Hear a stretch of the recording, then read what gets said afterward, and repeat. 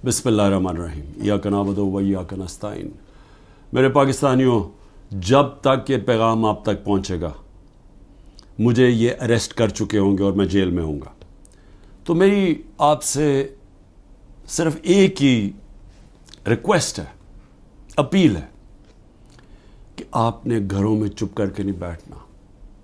मैं ये जो जद्दोजहद कर रहा हूँ, ये अपनी ज़ात के लिए नहीं कर रहा, ये अपनी कौम के लिए कर रहा हूँ, आपके लिए कर रहा हूँ, आपके बच्चों के मुस्तकबिल के लिए कर रहा हूँ।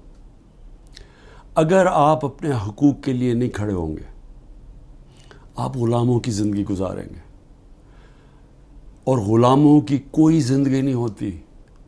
ग़ुलाम ऐसे होते हैं जैसे चूंटियाँ ज़मीन पे होती हैं, उनके ऊपर परवाज़ नहीं होती।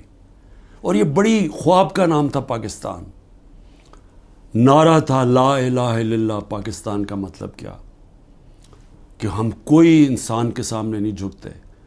ला इलाहा इल्लल्लाह इंसान की ग़ुलामी से हमें आज़ाद करता है।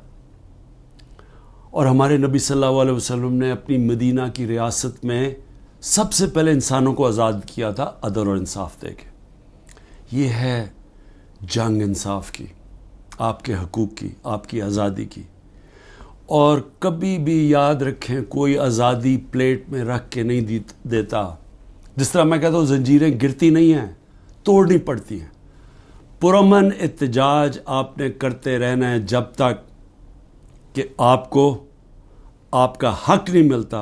और वो सबसे बड़ा फंडामेंटल राइट है, वोट के ज़रिए अपनी हुकूमत मुंतखब करना, ना तो किसी और कोई कब्ज़ा ग्रुप इस मुल्क के ऊपर कब्ज़ा करके बैठ जाए जो आज कब्ज़ा करके बैठा हुआ है।